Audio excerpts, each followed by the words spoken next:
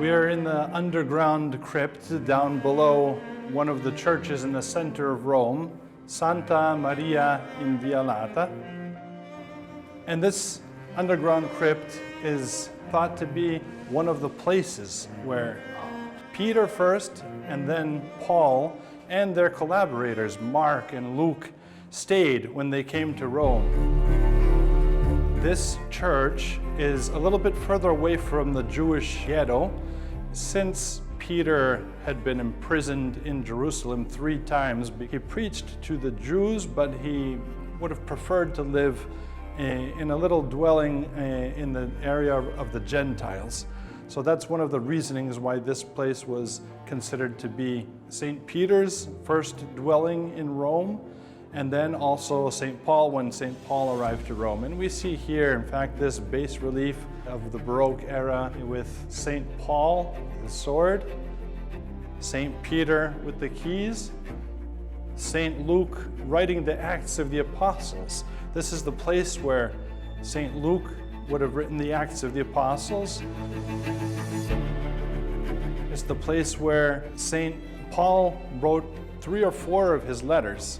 The second letter to Timothy, the letter to the Ephesians, the letter to the Colossians, the letter to Philemon. They were welcomed here by St. Martial, who we can barely see in the background there.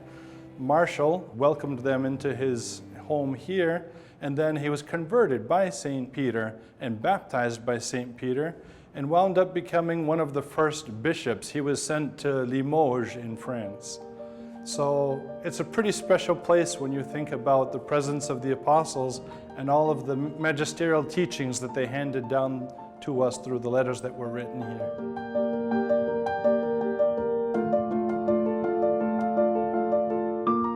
Here we have a pillar, a Roman pillar, which was then reused for the memories of St. Paul being kept here under house arrest. When St. Paul arrived in Rome, he was kept under house arrest for 2 years. This pillar has an inscription reminding us of one of the letters that St. Paul wrote from here to Timothy, the second letter to Timothy. We read over here, "Remember Jesus Christ raised from the dead, a descendant of David. Such is my gospel, for which I am suffering, even to the point of chains like a criminal. But the word of God is not chained." And we see that writing on this pillar. The word of God is not chained, and we can see the markings of the chain that was wrapped around this pillar, the chain that we see over here in this casing, reminding us of St. Paul's being under house arrest while he was here in Rome.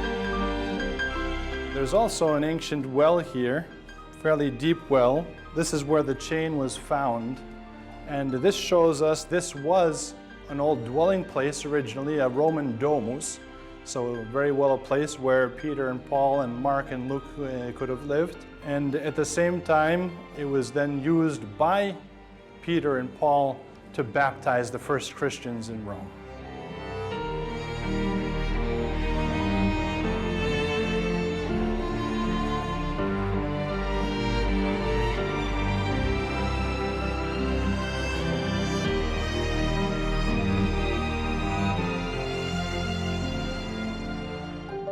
We are now in the upper church. This is a Baroque church that was built in place of the medieval church, so around the 17th century.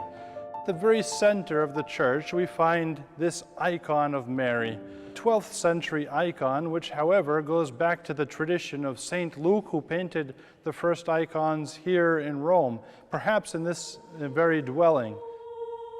The title of this icon is Mary Advocata, she who intercedes for us. She has one of her hands raised in prayer. She is interceding for us at the throne of Jesus. We have among the paintings St. Paul, who is baptizing one of the first Christians in Rome, Santa Sabina. She lived over on the Aventine Hill, one of the first women of Rome who was converted by the apostles and baptized by them. Seeing this painting helps remind us that even though this church doesn't have a title of St. Peter or St. Paul, it's entitled to Mary, because of the icon that Luke painted. At the same time, the painting reminds us of the presence of the apostles here, of their preaching in Rome, of the impact that they left on the Roman people through their teaching and through their example.